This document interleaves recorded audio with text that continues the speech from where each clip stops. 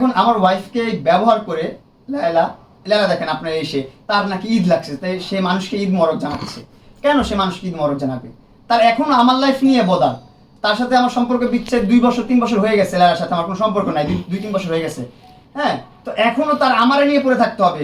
তার সাথে তার খাস চামচা এই লিখন এই বেটায় আমার ওয়াইফের বাসায় যায় থাকে, আমার ওয়াইফের সাথে পড়ে থাকে, কন্টিনিউয়াসলি থাকে। তার ব্রেন ওয়াশ করতেছে, দেখবেন কানে কানে শিখাই দিতেছে কি কি বলতে হবে ইন্টারভিউতে, সেগুলো আমার ওয়াইফ বলতেছে আমার বিরুদ্ধে। সো এটার পুরোটাকে ষড়যন্ত্র, পুরোটাকে ষড়যন্ত্র আমাকে ধ্বংস করার। তো আমার তো আর পৃথিবীর কেউ ধ্বংস করতে পারবে না। আমি যাকে ভালোবাসি, যে আমার অর্ধাঙ্গিনী, যাকে আমি ভালোবাসি, যে আমার লাইফের একটা পার্ট, আমার বুকের পাঁজরের বা পাশের হাড়টা দিয়ে তাকে তৈরি করা হয়েছে আমি মনে করি, সেই জন্য সে আমার ওয়াইফ হয়েছে। কেউ চাইলেই কাউকে বিয়ে করতে পারে না। জন্ম মৃত্যু বিয়ে, এই 3টা জিনিস আল্লাহর হাতে। তো তার সাথে আমার প্রথম বিয়ে হয়েছে, সে আমার প্রথম ওয়াইফ, তার সাথে আমি সুন্দর সংসার করতে চাইছি। হ্যাঁ, বনিবারটা হয় নাই, মারামারি হচ্ছে, ঝগাঝাটি হচ্ছে, মিলতেছে না। সংসার না হলে ওর মতো থাকবে, আমি আমার মতো থাকবো। এখনও স্টিল ও আমার ওয়াইফ, ওর সাথে আমার ডিভোর্স হয় নাই। আমরা সেপারেশনে গেছি আপনার 18 তারিখ। 18 তারিখ সেপারেশনে যাওয়ার পর ওর ফ্যামিলি নিয়ে আমার ফ্যামিলির কাছে গেছে। আমি বলছি মোহনা যা চাও তুমি তুমি তাই করতে পারো, আমি সব কিছুতে রাজি। আমি ডিনাই করতেছি না, তুমি যদি আমার সাথে থাকতে চাও আমি তোমার সাথে থাকতে রাজি, তুমি যদি চলে যেতে চাও আমি তোমাকে বাধা দেবো না, বা আমি তোমাকে ক্ষতিগ্রস্ত করবো না কোনোভাবে। স্টিল এখন পর্যন্ত ওর মানে একটা চুল আমি নষ্ট করি নাই, একটু ক্ষতি আমি ওর করি নাই মোহনার, কখনোই জীবনে করবো না। কারণ ভালোবাসলে ক্ষতি করা যায় না, এটা আমি মানি, এটা আমি বিলিভ করি। আমার ভালোবাসাকে আমি বিশ্বাস করি, আমি আমার ভালোবাসাকে প্রাধান্য দিব। কেউ আমাকে আমার ভালোবাসার প্রাধান্য দেখ আর না দেখ, আমি মোহনাকে ভালোবাসি। আমি ওকে নিয়ে কখনো খারাপ কথা বলবো না, বাজে কথা বলবো না।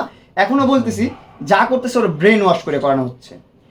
লাস্ট টাইম আপনার ওর সেপারেশন বললাম তো, সেপারেশন 18 তারিখ হওয়ার পর 2 তারিখ আপনাদেরকে নিয়ে প্রেস কনফারেন্স করছে, করে যা তা বললো আমি প্রতারক, আমি মেয়েবাজ, আমি টাকা পয়সা খেয়ে ফেলছি, তারপর আমি মারধর করি, আমি নেশাখোর, সব ধরনের এলিগেশনস আমার বিরুদ্ধে। আমার সাইডে কিন্তু, আমার ফরে কিন্তু কোনো ধরনের কথা ওর নাই। কিন্তু আমি বলতে চাই, মোহনা অনেক ভালো একটা মেয়ে, অনেক এডুকেটেড একটা মেয়ে। আমি ওর ভালোবেসেই বিয়ে করছি, ওর মধ্যে ওই গুণটা আমি দেখতে পারছি দেখেই আমি ওরে বিয়ে করছি। ওর লাইফের প্রিভিয়াস অনেক কিছু করে আসছে, ওইগুলো নিয়ে কথা বলতে চাই না। ওর প্রিভিয়াস দেখা যায় না, বুঝাই আমি ওরে বিয়ে করছি, ওর সব কিছু জেনেই কিন্তু আমি বিয়ে করছি। এইগুলো নিয়ে আমি কথা বলতে চাই না। কিন্তু কন্টিনিউয়াসলি মোহনা হচ্ছে যে আমার পাস নিয়ে কথা বলে, পাস নিয়ে কথা বলতেছে, এবং ও যত প্রকার এলিগেশনস দিচ্ছে, প্রতিদিন ওরা আমি মানাইতে চাই, প্রতিদিন ওরা আমি বুঝাইতে চাই যে আমি তোমাকে ভালোবাসি, আমার সাথে আমি তোমার সাথে থাকতে চাই, প্রতিদিন ওরা বুঝাইতে চাই।